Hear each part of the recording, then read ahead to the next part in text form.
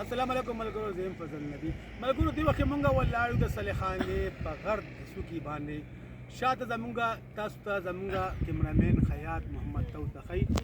دې وخت کې وګورئ تاسو د صلیخانې دا ښایسته آبادي دي، د طرز تعمیر یو ښکلی شاهکار چې هر کور چې کوم دی د فن تعمیر خپل یو ښایسته شاهکار دی او ډېره ګرانه آبادي ده او ډېره قیمتي آبادي او ډېر ښایسته په لوکیشن کې پراته دی صلیخانې کلی.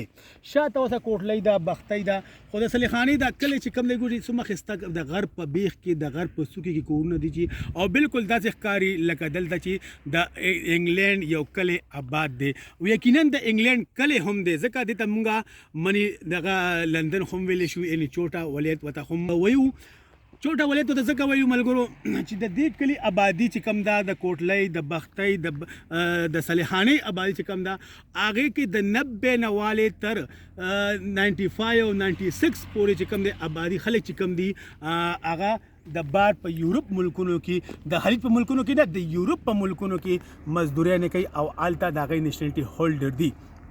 ملګرو ډېره صلیخانې ډېر لوی تاریخ دی، ډېره د ملک په ترقۍ کې ډېر یو اهم کردار هم ادا کوي.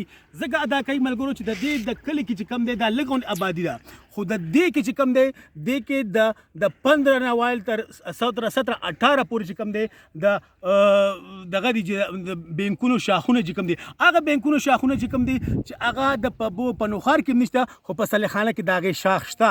یعنې کوم چې د هغه غټ بینکونو نه علاوه واړه بینکونه هم دي، د هغې هم د دې دلته شاخونه دي. او ځکه شاخونه هغې مطلب دی چې بینک خو ته ته پته چې نه چې بینکونه هله دغه کوي چې هغې کاروباري لین دین د هغې وسیع وي، نو هغې له هره میاشت چې کوم دی ډېر کسي تعداد سره چې کوم دی د کوډونو په شکل کې زر مبادله راځي. نو ځکه دغه بینکونه دلته د یعنې کم از کم 18 پورې د بینکونو شاخونه په دې وړوکي کلي کې جوړ شوي دي او هغې زه به هغې کې تاسو دا وایم چې هغې ته منیجران چې کوم د بینک عمله چې کوم ده خوشحالېږي هلته ډیپټۍ ته، ځکه چې هغې ورته بونس هم ډېر زیات غټ میلاویږي.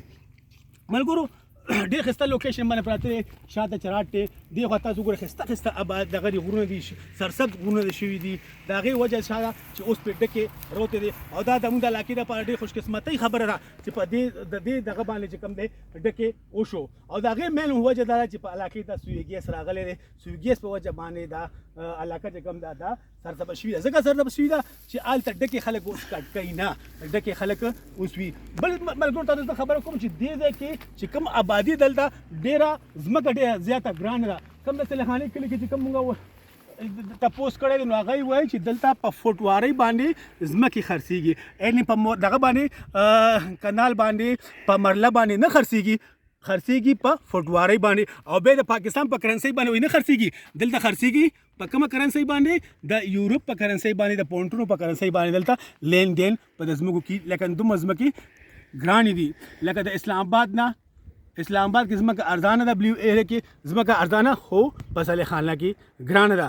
د هغې وجه دا ده ځمکه لږه ده، پیسه ډېره ده د هغې په وجه باندې. او تاسو بیا ګورئ دومره ښایسته روډ ورته جوړ شو، دی حکومت ته دومره ښایسته روډ جوړ کړو چې مطلب دی د خلیج په MP صاحب په دغه باندې تعاون باندې، د ډاکټر عمران صاحب تعاون باندې دومره ښایسته لوکیشن روډ جوړ شو، د کروڑونو روپو روډ ورته جوړ شو. او یقینا دا کلی چې کوم تاسو راشئ ویې ګورئ زموږ ښکلی نوښار، بیا به مونږ وایو زموږ ښکلی نوښار. تاسو وګورئ ګیر چاپېره دا ښایسته ګورونه، دا ښایسته او ورکې خوا کې د آبادۍ او بیا لاندې ورکې چینه هم ده د چینو. تاسو یقینا تاسو راځئ زمونږ دا ښکلې علاقه تاسو ګورئ، زموږ د ښکلې نوښار ګورئ. اوس د اوریاز ته مخکې نور او اوس پکې اوریاز شوه. او تاسو ګورئ چې دومره په هایټ باندې دی چې تاسو وګورئ د نور څه ځای کې نور دی، څه ځای کې اوریاز ده.